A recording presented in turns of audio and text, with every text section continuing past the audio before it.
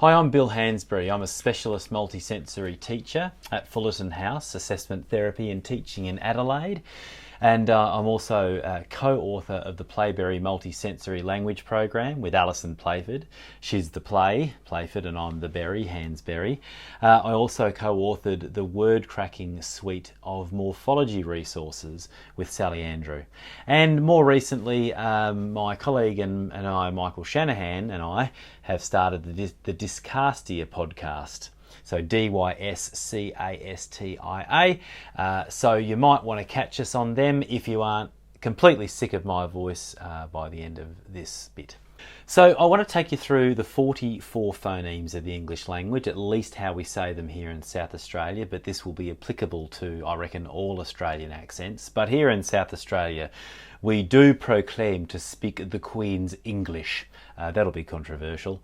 But before I begin, I need to talk about the phoneme a little bit. Now, the phoneme, otherwise known as the speech sound, is the smallest unit of speech sound, and they come together in literally millions of ways and combinations to make up all of the words that we use in spoken English. But here's the thing about the phoneme.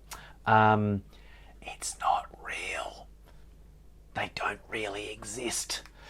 But to be a good reader and a good speller, we have to be really good at pretending that phonemes do exist, and as teachers, we need to be really good at helping kids get their head around the idea that phonemes exist and how to work with them. So let me explain what I'm talking about. Now, my name is Bill, and you can think about it in three phonemes, b, I, ul. So when I say Bill and we slow it down and we play it back, of course you'll hear but it ul. So let's have a go at that. Bill. I don't know what you heard, but I didn't hear a really nice but it ul. I heard a blobbed up, mixed up, mushed up blob of weirdness. Let's have a go with another word. Let's try sound. Let's try sound. I'm not very good at getting that last finger up, but anyway, here we go. Sound. Sound. Not a lot better. Again, a blob of sound. No nice gaps between the s, out, and couldn't get much out of that. So you're getting the idea that phonemes aren't that simple. In actual fact, they're an idea. They're a way of thinking about how spoken words can come apart and be put back together and represented on a page in print. So when we say words, they're actually blobbed. Those things that we call phonemes are mushed together, or to use a bit more of a technical term, co-articulated, and it's just not tidy and clean like thinking about but, it, ul, or sound. So here's the conundrum. Phonemes aren't really real, but to read and spell we have to be really good and precise in how we think about them, how we say them when we're talking about them on their own, and how we teach them. Because when we start to read and write, and we teach kiddies to read and write, we're going to have to get them thinking in phonemes in this very precise way, so they can look at graphemes on a page and convert them to phonemes and blend words together, and also to be able to do the opposite in spelling, be able to think very clearly and precisely about those phonemes and convert them to graphemes. So this ability to think in a very precise and accurate way about phonemes, and also to be able to put them in, take them out, and manipulate them in the speech stream is a broad set of skills that we put under the umbrella. We call it phonological awareness. So if you can't do this stuff of, number one, being able to pull these phonemes apart into their fictional, not real little pieces, and be able to manipulate them, move them around, put them in, take them out, then you're going to have real trouble. I mean real trouble with reading and spelling. And it just so happens that people with dyslexia have an inborn weakness with this ability to perceive these weird little fictional, not real speech sounds we call phonemes, and to manipulate them. So now we know that phonemes are really a way of thinking about how these mushed up blobs of sound that we call words can be thought about and, I guess, itemized, broken up into their smallest bits, but they don't really exist. They're a fiction. But to read and spell, we have to be able to think like they do exist, so we can mentally our things and work with our system of print, our writing system. So let's get into the 44 phonemes. Now, as I say the phonemes, you're going to see over here on the screen next to me letters in brackets, which in the Playberry program we use that system to show which phoneme we're talking about. So we're not going to use the International Phonetic Alphabet here. We try to keep things a bit simpler. You're also going to see down the bottom all of the graphemes for those phonemes, in other words, the ways that they're spelled, that we teach in the Playberry program. But before we get too far into it, we need to talk about schwa. Now, I'm always saying to my kids that I work with at work, please don't schwa at me because we're not at a schwabecue. What am I talking about? Well, some of the kids I work with will unnecessarily put a schwa sound onto the end of consonant phonemes, and it can cause them trouble. What am I talking about? Well, they might say the phoneme of K like this, K, or the phoneme of P like this, P. Now, if you really tune in, they're actually two phonemes, and schwa is the last one. So we actually want to be saying the phoneme for K like this, K, and the phoneme for P like this, P, without that unnecessary hanging off the end.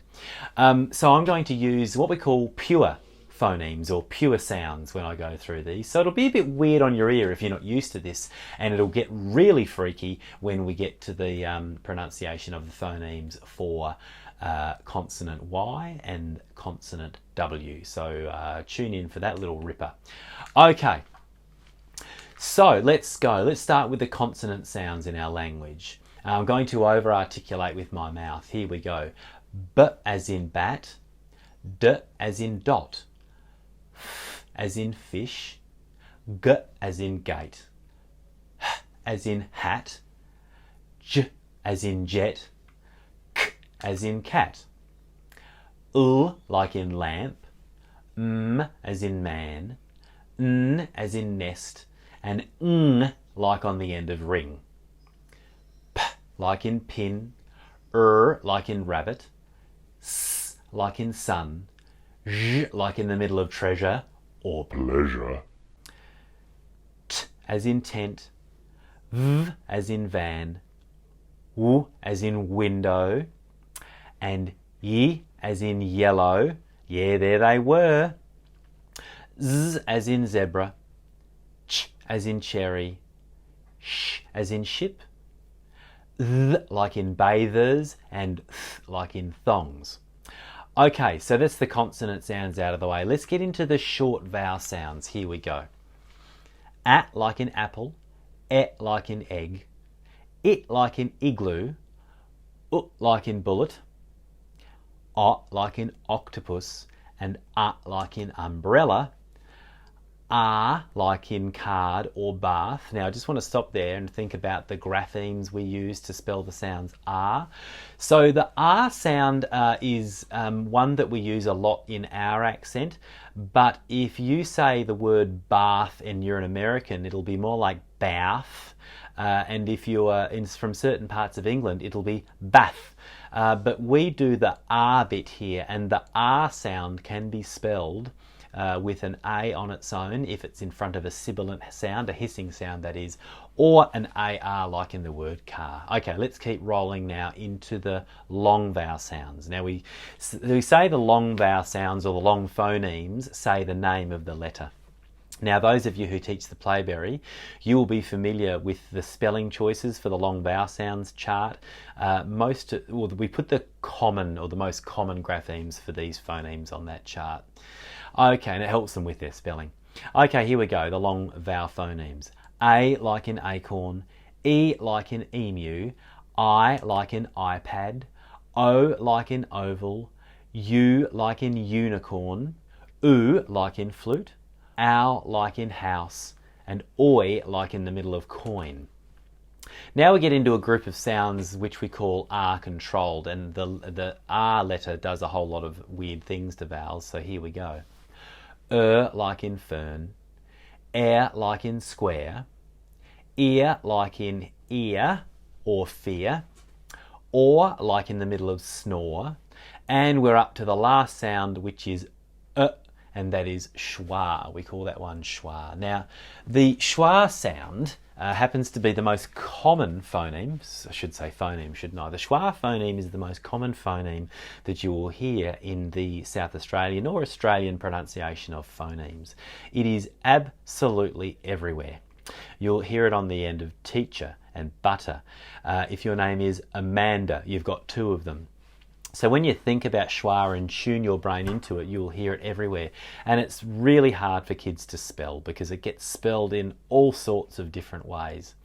So that's the 44 sounds, at least in the way we say them, or the 44 phonemes, at least in the way we say them here in South Australia. So I hope this has been helpful to you. Now you can go off and have a great big row with your colleagues about the pronunciation of I like in yellow and W like in wool.